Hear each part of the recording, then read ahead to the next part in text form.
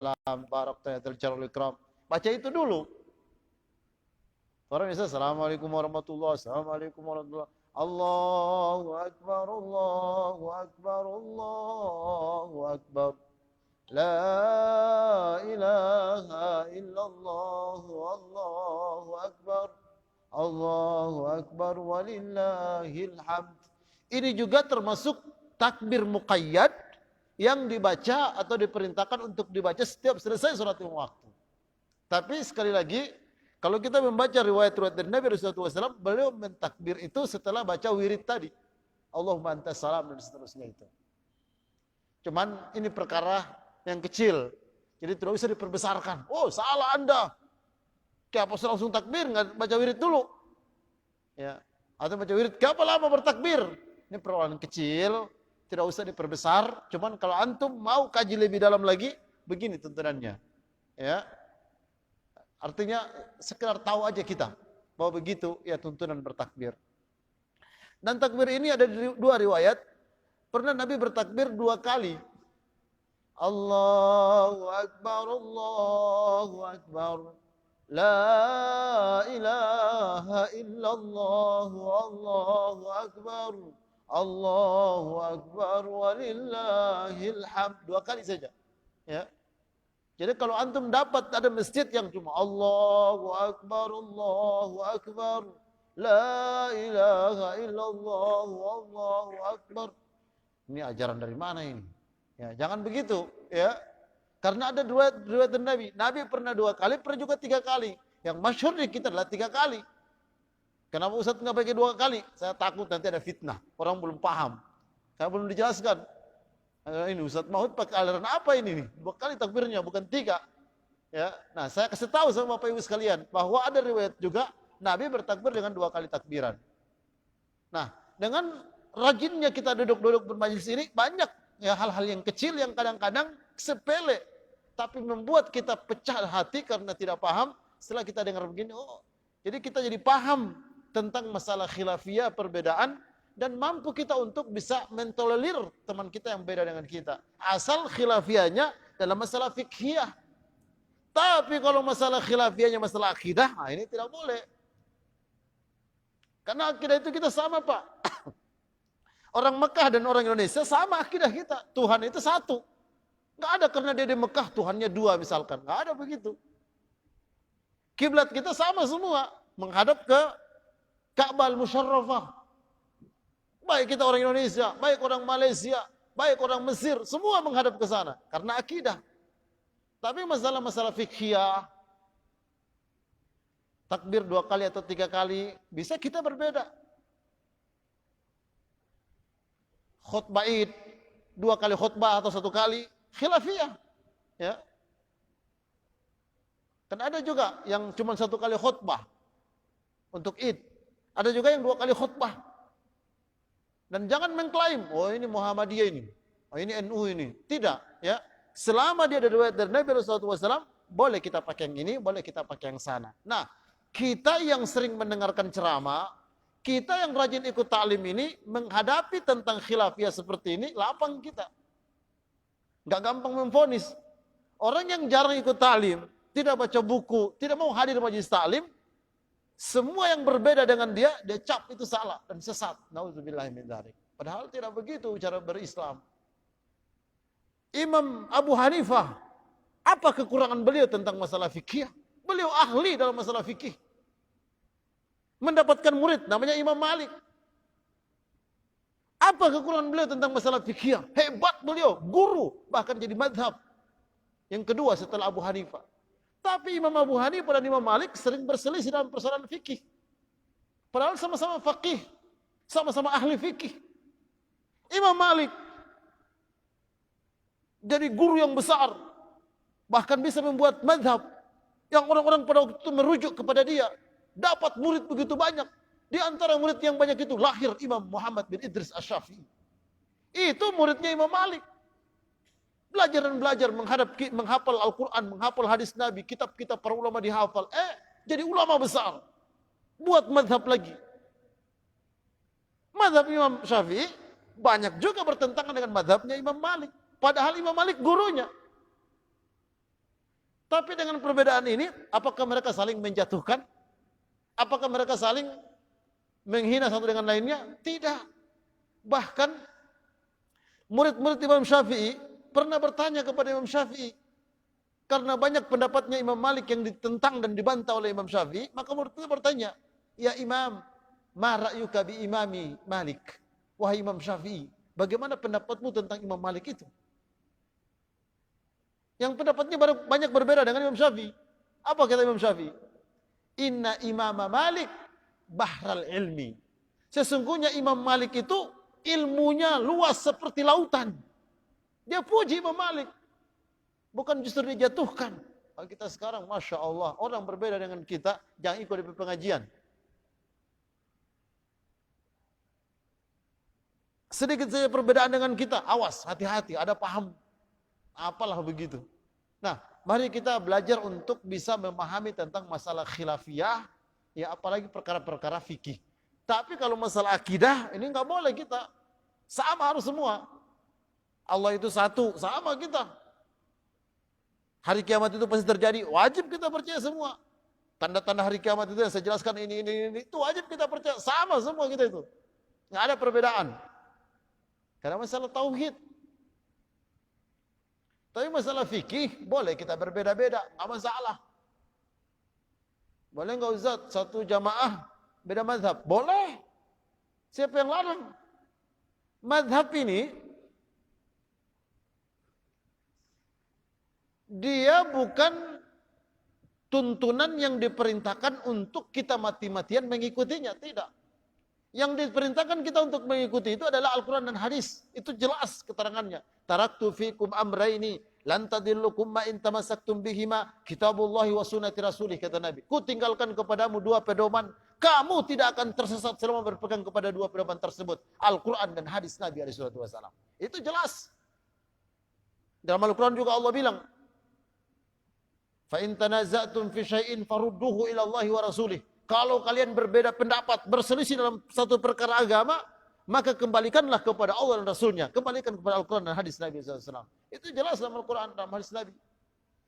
Tidak ada ayat Al-Quran, hadis Nabi menentangkan, kembali kepada mazhab Syafi'i. Nggak ada begitu. Kembali kepada Imam Malik. Nggak ada begitu. Terus apa manfaatnya dong Ustaz? Datang Imam Malik, Imam Syafi'i, Ahmad bin Hanbal, Abu Hanifah. Untuk apa mereka itu? Imam Abu Hanifah, Imam Malik, Imam Syafi'i, Ahmad bin Hanbal, rahimahumullah. Semua mereka ini ulama-ulama hebat. Ilmu mereka luar biasa, tersohor. Mereka datang untuk membantu kita, memudahkan supaya paham Al-Quran dan hadis Nabi. Karena kalau Bapak mau belajar tentang Islam langsung kepada Al-Quran dan hadis, pasti nggak mampu. Saya kasih contoh. Bapak belajar sholat, nggak mau pakai madhab, maunya Al-Quran dengan hadis. Coba buka dari Al-Quran, ayat pertama, lembaran pertama sampai lembaran terakhir, tuntunan sholat yang akan kita dapatkan cuma perintah Allah. Aqimis sholata wa atuz zakah. Dirikanlah sholat, tunaikan zakat. Bagaimana tata caranya? Nggak ada di Al-Quran. Berapa lama antum baca itu? Berapa lembar Al-Quran? Ya. Belum, masih pakai terjemahan. Sekian lama antum belum sholat-sholat. Karena belum tahu tata caranya. Baru Allah bilang, aqimis sholata wa atuz zakah. Dirikan sholat, tunaikan zakat. Baru dapat lihat sekelilingnya. Warka'u ma'arraki'in. Ruku'lah berserta orang-orang ruku. Enggak ada takbiratul ihram disebutkan di Al-Quran. Enggak ada doa istiftah disebutkan dalam Al-Quran. Enggak ada bacaan-bacaan yang enggak ada disebutkan itu. Nah, karena enggak dapat di Al-Quran, baru kita belajar hadis. Nah, kitab hadis ini ada Sahih Bukhari, ada Sahih Muslim, ada Sunan Abi Daud, Tirmidzi, Ibnu Majah. Semua kitab-kitab hadis ini berjilid-jilid. Ya, satu jilidnya itu segini mungkin tebalnya, bahkan lebih tebal.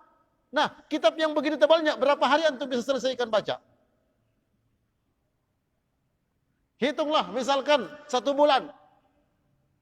Nah, Sahih Bukhari berapa jilid? 4 jilid. Nah, berarti 4 bulan antum belajar Sahih Bukhari, belum selesai tentang masalah sholat. Belum sholat juga. Sahih Muslim, berapa jilid? Puluhan jilid. Sunan Abi Daud, Tirmidzi, begitu banyak kitab-kitab hadis. harus antum baca semua untuk belajar sholat. Kapan mau sholatnya kalau begitu? Nah, datanglah madhab-madhab ini, mereka sudah mengkaji dan menghafal hadis-hadis ini, mereka langsung buat bab tentang sholat. Jadi semua ayat Al-Quran, hadis Nabi tentang sholat, sudah ada di situ. Oh, begini nih tata cara sholat, sebelum sholat, berwuduk dulu. Ini menurut Imam Syafi'i, begini tuntunannya. Nah, sehingga untuk belajar tentang agama ini, meskipun referensi rujukan kita Al-Quran dan hadis Nabi, tapi orang-orang awam nggak bisa langsung ke Al-Quran dan hadis, butuh ada yang bimbing. Nah, madhab-madhab inilah yang datang membantu kita untuk supaya paham. Oh, tentang sholat, bab ini orang baca. Tentang haji, bab ini orang baca. Tentang zakat, bab ini orang baca. Itulah bantuan para madhab itu. Tapi mereka juga mengatakan, insahal hadis fahuwa madhabi. Kalau ada hadis yang sahih yang bertentangan dengan madhabku, tinggalkanlah madhabku. Hadis yang sahih itu sebagai madhabku. Kenapa? Karena mereka tahu mereka bukan maksum. Mereka tidak mungkin tidak akan salah, pasti akan salah.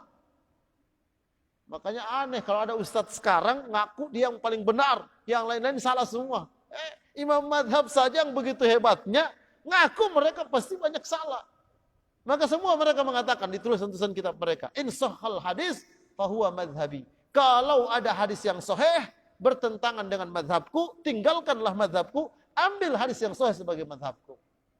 Termasuk Imam Syafi'i. Makanya kita yang bermadhab Syafi'i, pada waktu ada hal-hal yang memang sulit untuk kita praktikkan, tidak boleh terang mati-matian untuk ikut. Ya. Ini sekedar pengantar saja saya kira ya, supaya dalam memahami Islam ini kita selalu mendahulukan kebersamaan, selalu mendahulukan jamaah, bukan karena melihat ada orang yang berbeda dengan kita, langsung kita tinggalkan, langsung kita fitnah, langsung kita sikat dia, langsung kita populerkan dan seterusnya. Akhirnya kita menjadi pecah, ukhuwah persaudaraan tidak terjalin, kaum muslimin hancur dan kekuatan kita hancur. Nah, kita belajar begini ini berusaha untuk terus bagaimana kita merangkul, bagaimana kita bisa bersatu, perbedaan di antara kita, mari kita jadikan sebagai variasi. Makanya dulu pernah saya sebutkan sini, perbedaan itu ada dua. Dalam masalah agama, perbedaan itu ada dua. Ada yang disebut dengan ikhtilafu tanawu' dan ada yang disebut dengan ikhtilafu tadad. Ikhtilafu tanawu' artinya perbedaan yang bentuknya variasi.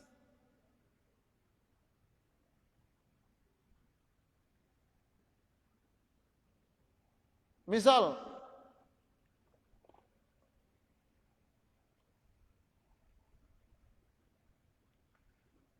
dalam pelaksanaan ibadah haji, ada yang disebut dengan haji tamattu'. Ada disebut dengan haji Qiran, ada ifrad. Tentu metodenya berbeda-beda. Nah, jangan sampai kita orang Indonesia mengklaim cuma haji tamattu yang benar. Haji ifrad, Qiran dan yang lain-lain itu salah. Karena kita Indonesia menghajinya tamattu. Padahal yang Indonesia ini dicontohkan oleh Nabi, yang sana juga dicontohkan oleh Nabi, yang ini juga dibuat oleh Nabi.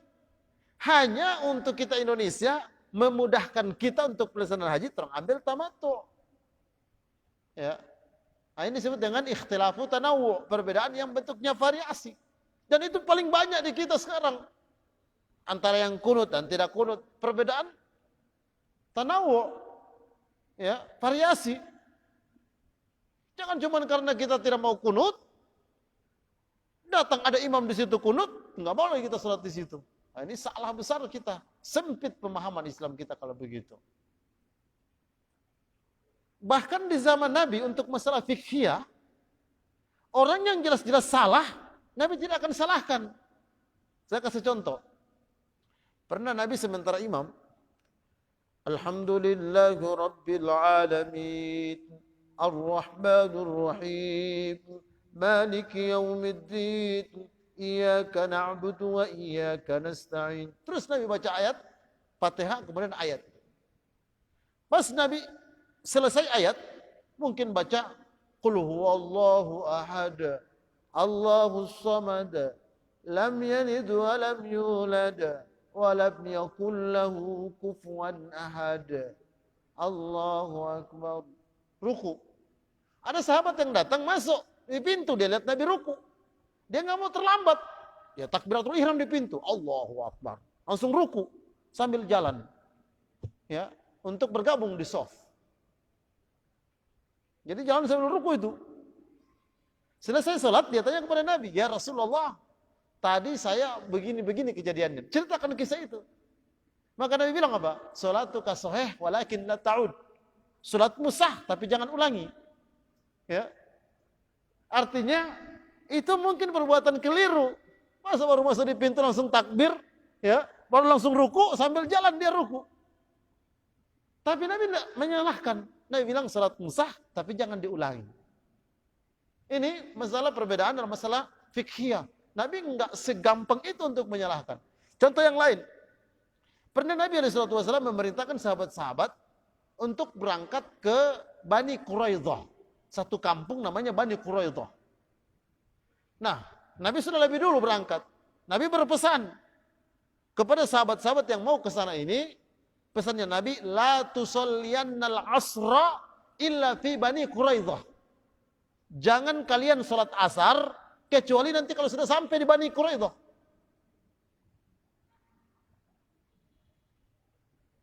Jadi sahabat-sahabat pahami, oh jangan sholat asar kalau belum sampai di Bani Quraidah. Berjalannya mereka. Dulu belum pakai motor, belum pakai mobil, jadi lambat kesian. Belum sampai di Bani Quraidah, waktu asar sudah mau habis. Terus 5:30.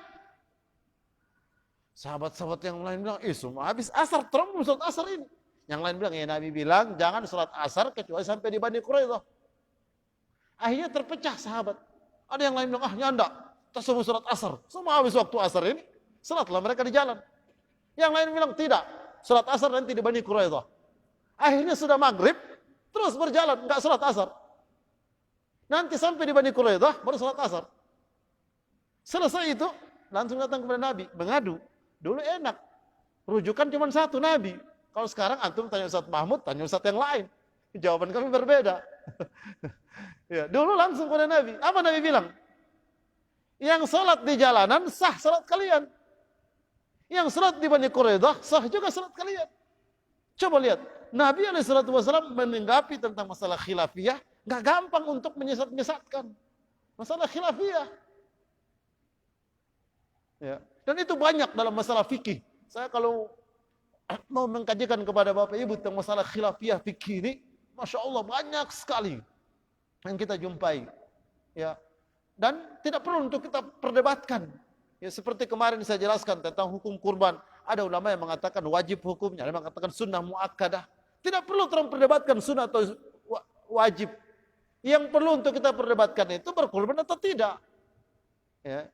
Ini ya Bapak Ibu sekalian yang dirahmati Allah Subhanahu wa taala. Apalagi masalah fikih itu dia berkembang dengan perkembangan zaman. Seperti zaman sekarang. Masalah fikih itu berkembang. Contoh.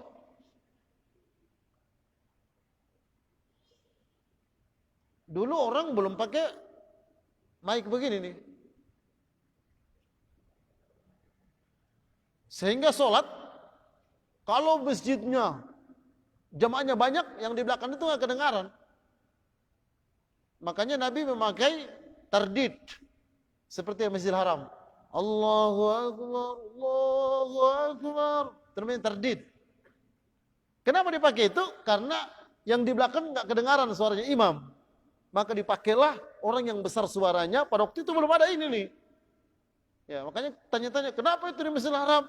Masjid Nabawi, kalau imam bilang Allahu Akbar, ada yang Allahu Akbar. Nah, ada tuntunan dari Nabi itu, ya, namanya tardid. Nah, dulu karena belum ada mic, maka Nabi SAW memerintahkan tentang tardid ini supaya yang di belakang juga kedengaran. Sekarang jangankan di masjid ini, di bawah sana kedengaran dari sini nih. Salat Isya, dia dengar dari rumahnya. Allahu Akbar, Alhamdulillahi Rabbil Alamin. Dia dengar semua. Maka orang berpikir, saya sholat berjamaah di rumah saja, kan saya dengar semua suara. Gitu ya. Jadi pas qomat dia juga berdiri. Imam Allahu Akbar, dia di situ Allahu Akbar. Di rumahnya tapi. Nah, ini kan masalah fikih ya. Bolehkah kita sholat berjamaah nggak perlu datang di masjid karena rumah kita terdengar semua bacaan imam ya di rumah. Kita ngikut di rumah saja. Nah, ini kan masalah fikih. Nah, masalah seperti ini masalah-masalah kontemporer yang sangat banyak terjadi di zaman kita sekarang. Butuh kita untuk penjelasan-penjelasan para ulama, ya, dan alhamdulillah masalah-masalah fikih seperti ini sudah tuntas ya dibahas. Setiap ada persoalan yang baru dijelaskan lagi para ulama. Setiap ada persoalan yang baru dijelaskan para ulama.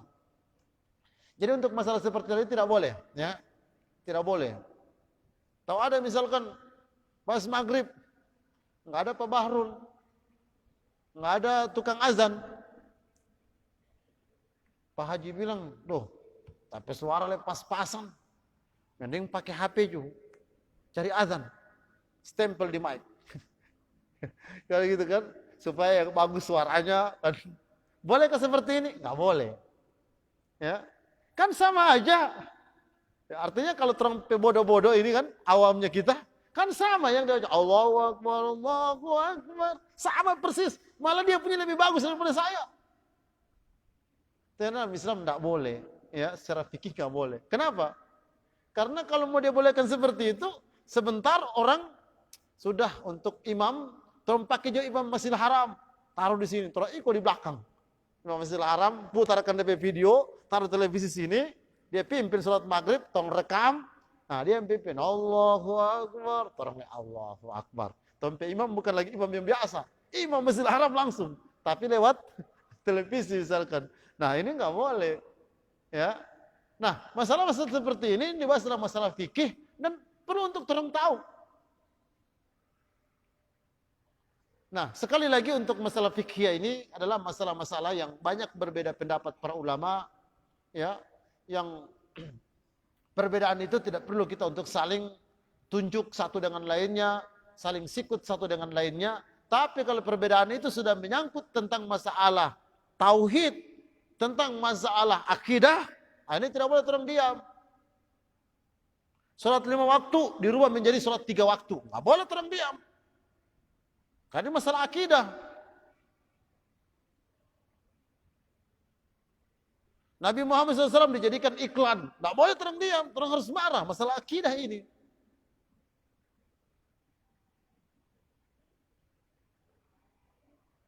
Manasik haji mau diganti, mau dirubah, ini nggak boleh. Karena sudah sebegitu akidah kita diajar kalau Nabi SAW begini tuntunannya. Nggak boleh tolong rubah-rubah.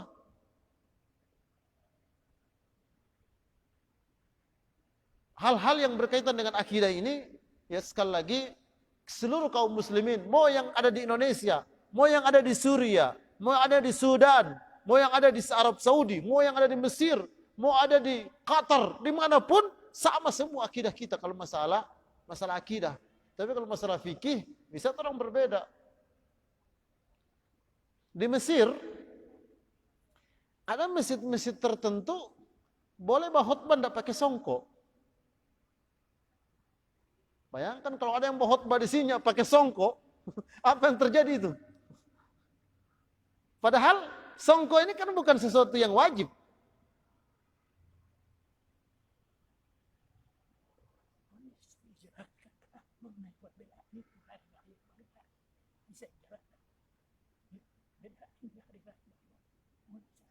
Iya. Terima kasih, Pak. Siap. Iya. Jadi songko ini cuman urf namanya, urf. Urf itu ada tradisi kebiasaan yang baik. Dan Islam sangat menghormati ada tradisi yang baik. Selama tidak bertentangan dengan Islam. Jadi orang yang berislam benar itu dia nggak mau mengkotak-katik adat selama adat itu tidak bertentangan dengan Islam.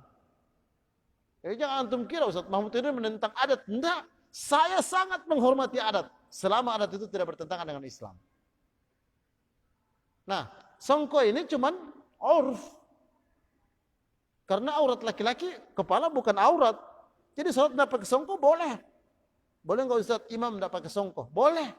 Cuman urf lebih terhormat, lebih terpandang, lebih sopan kalau antum pakai songko. Apalagi kalau pakai sorban, ya lebih terhormat lagi. Nah, ini ada pertanyaan, Ustaz bisa dijelaskan nggak tentang perbedaan penentuan Idul Adha kemarin? Iya, masalah khilafiyah hanya berimbas kepada persoalan puasa Arafah. Itu yang paling banyak pertanyaan kemarin, puasa Arafah. Ini orang mau puasa Arafah ini tanggal 9 atau tanggal 8 Juli. Ya. Saya pun kaji kitab-kitab para ulama, dengarkan penjelasan para ulama. Ternyata Masya Allah, akar permasalahannya adalah orang yang berkeyakinan bahwa puasa Arafah itu adalah tanggal 9 Dzulhijjah, maka dia akan berpuasa pada tanggal 9 Juli. Orang yang berkeyakinan bahwa puasa Arafah itu pada waktu jamaah haji wukuf di Arafah, maka dia berpuasa Arafah tanggal 8 Juli. Dan masing-masing punya dalil. Nah sekarang hari raya. Hari raya, orang karena mereka berkeyakinan bahwa karena sudah Arafah, ya, dan Arafah itu adalah setelah itu Idul Adha, maka mereka pun melaksanakan Idul Adha. Cuman kata Nabi begini, Al-Id yauma ta'idun. Hari raya itu pada waktu serentak orang berhari raya. Ya, pada waktu orang serentak berhari raya, saya kasih contoh. Orang semua ini misalkan tim Ru'yatul Hilal. Kan dalam Islam ada namanya ru'yah. Jadi dalam Islam, ini pembahasan dari sini saya mulai. Dalam Islam, dulu itu sudah ada kalender. Kalender Masehi sudah ada, kalender Cina sudah ada. Tapi tetap saja Nabi menyebutkan untuk penghitungan tanggal itu dengan Ru'yatul Hilal, melihat bulan. Yang kata Nabi, sumu li ru'yatihi wa aftiru li ru'yatihi. Puasalah kalian kalau sudah lihat bulan dan berbukalah kalian kalau sudah lihat bulan. Bukan kalender Nabi sebutkan. Cuma Nabi bilang, fa in gumma alaikum faqdiru 30 yauman. Kalau mendung tidak terlihat bulan, maka genapkan bulan menjadi 30 hari. Karena bulan Hijriah cuma dua kemungkinan, 29 atau 30 hari. Hari ke-29 diteropong bulan karena mendung tidak ada yang lihat, maka berarti besok tanggal 30 bukan tanggal 1. Nah, jadi begini, tentang pertanyaan ini jawaban saya pertama, oleh karena bagian syariah, bagian agama Islam untuk menentukan tanggal, baik itu 1 Ramadan, 1 Dzulhijjah, dan yang lain-lain dengan Ru'yatul Hilal, maka kita harus pakai ru'yah. Terus sepakat dulu di situ. Kecuali kalau antum bilang ru'yah itu sudah kadar luarsa. Tong sunyak pakai ru'yah. Kalau sebegini susah orang ketemu. Tapi kalau antum masih berpemahaman bahwa ru'yah ini adalah termasuk syariat, ajaran Islam, ketemu orang. Ya. Jadi ru'yah ini untuk menentukan 1 Ramadan, 1 Dzulhijjah dan seterusnya. Oke, kita setuju dengan ru'yah. Nah, dalam kaidah ilmu falak, ini Pak, dengar baik-baik. Dalam kaidah ilmu falak, bulan itu semakin dia masih terlalu dini, masih terlalu muda, terlalu dini, semakin sulit untuk dilihat. Dan bulan itu semakin dia tua, semakin mudah terlihat. Orang-orang Indonesia ini paling timur dibandingkan dengan Arab Saudi. Bahkan perbedaan jam antara Indonesia dengan Saudi, ada yang 4 jam, ada yang 5 jam, ada yang 6 jam. Ya, mereka yang di Jakarta sana 4 jam. Orang yang di Manado 5 jam. Orang yang di Papua, Ternate sana 6 jam. Perbedaannya dengan Saudi. Nah, yang saya ingin bilang, oleh karena kita Indonesia ini paling timur, tentu bulan lebih dulu terbit dari kita. Terbit lebih dulu di sini bulan. Orang bilang, kenapa Saudi puasa, Indonesia belum, padahal orang paling timur. Nah, ini saya jawab. Jadi Indonesia ini karena kita paling timur, lebih dulu terbit bulan. Oleh karena bulan ini masih terlalu dini, masih terlalu muda, susah untuk dilihat. Maka diteroponglah orang Indonesia, mulai dari Papua, Sabang sampai Merauke, nggak ada yang melihat. Karena masih terlalu dini, masih terlalu muda itu bulan. Setelah 5-6 jam kemudian, sudah semakin tua itu bulan. Di Saudi teropong, dapat lihat. Maka Saudi puasa, orang tidak puasa. Karena memang kita tidak melihat bulan, mereka melihat. Di mereka bulan sudah tua, sudah 6 jam terbit. 4 orang baru awal terbit. Ya, dan silakan antum tanya sama ahli falak bahwa bulan di bawah 2 derajat enggak terlihat. Jadi secara hitungan kalender, ada bulan. Cuma karena tidak bisa dilihat, tidak puasa tuh orang. Karena Nabi bilang, sumu li ru'yatihi, wa aftiru li ru'yatihi. Bisa dipahami insyaallah. Ini yang pertama. Ya, kenapa terjadi perbedaan ru'yat? Ya, karena itu, kaedah ilmu falak, bulan itu kalau terlalu dini, terlalu muda, susah untuk dilihat. Tapi kalau dia sudah semakin tua, gampang dilihat. Nah, orang Saudi, nanti 6 jam baru terbit pada orang. Setua bulan. Ini orang dapat lihat. Orang di sini masih terlalu muda, maka tidak terlihat. Dan kaidah dalam ilmu fikih, likulli baladin ru'yatun. Tiap-tiap negeri itu ada ru'yanya sendiri. Jadi Indonesia harus pakai ru'yanya Indonesia, nggak boleh biar Jo Saudi puasa orang sampai ke Saudi. Nggak boleh begitu. Ya kita punya ru'yat sendiri-sendiri. Itu Pak Haji untuk masih perjalanan untuk saya jawab ini, ya.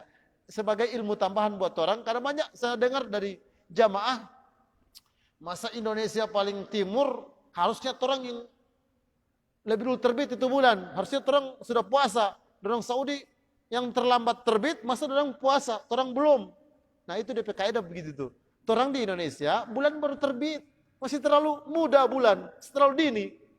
Maka diteropong tidak terlihat. Orang setelah 6 jam sudah terbit ini bulan, 6 jam baru teropong, dapat lihat lah.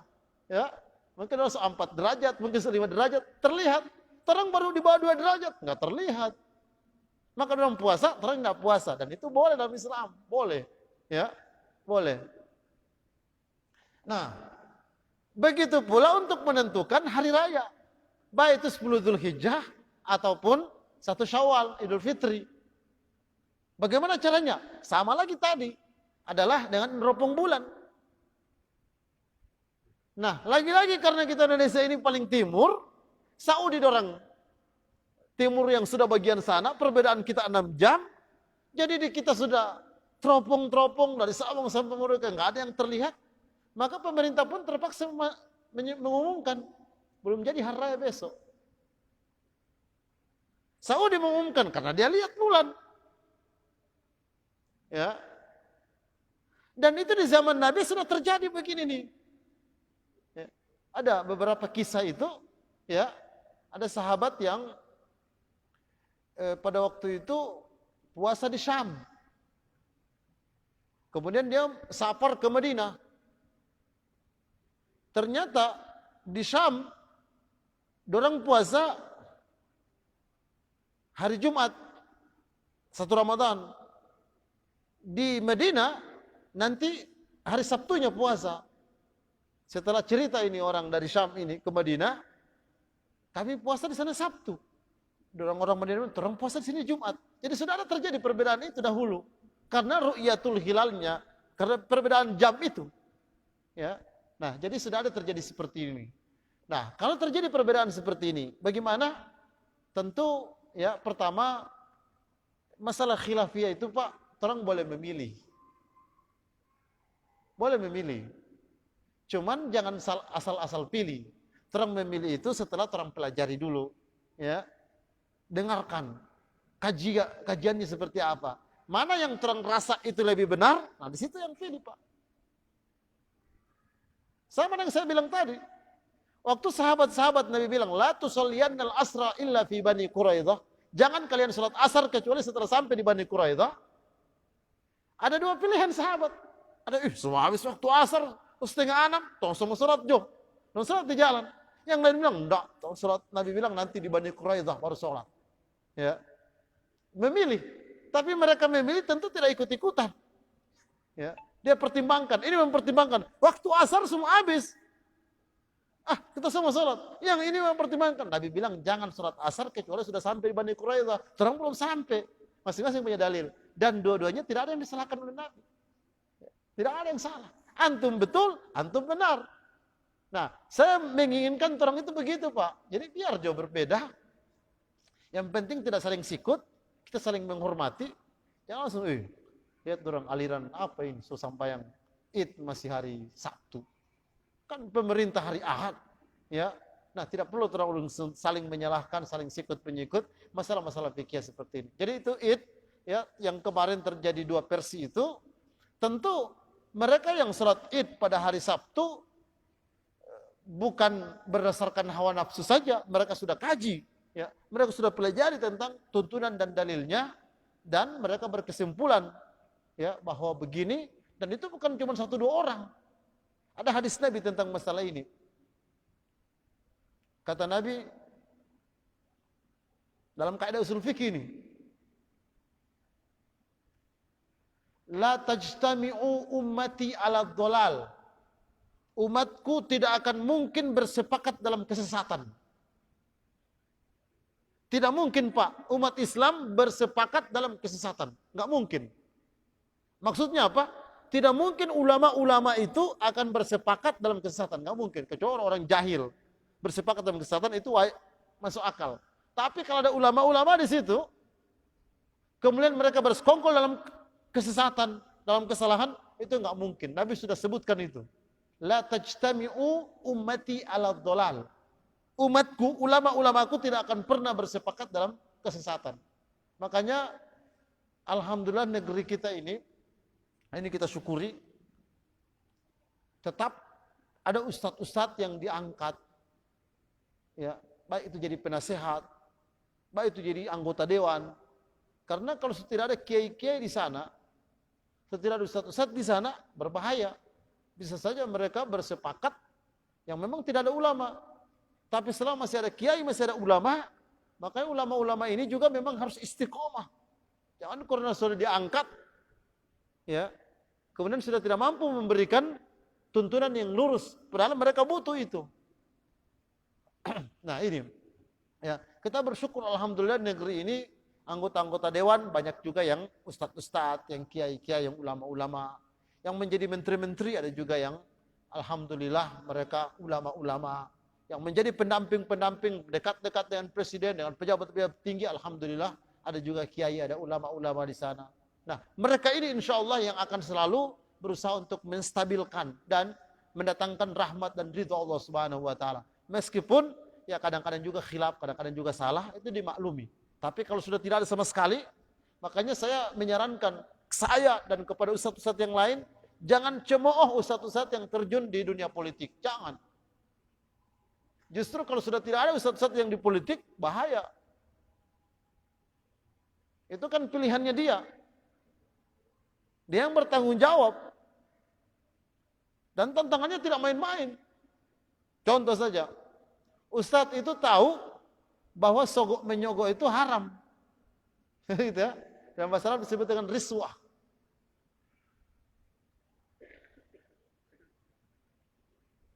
Haram. Nah, bentuk pemilihan di zaman kita sekarang banyak sogok menyogok. Kalau ada ustadz-ustadz yang sogok menyogok, itu dia tahu itu dosanya. Ya.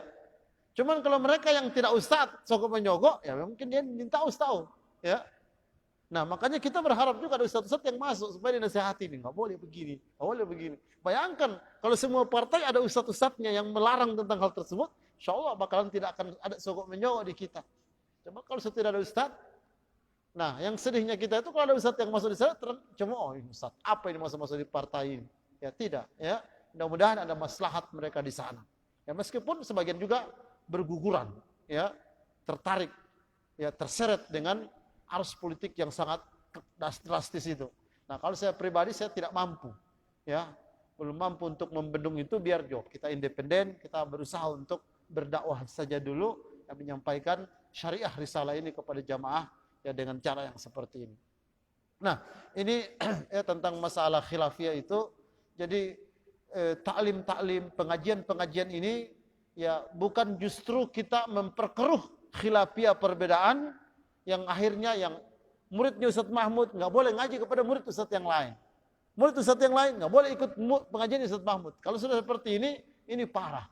Kita justru senang kalau antum ngaji di sini, senang juga ngaji Ustadz yang lain. Antum baca kitab ini, baca juga kitab yang lain.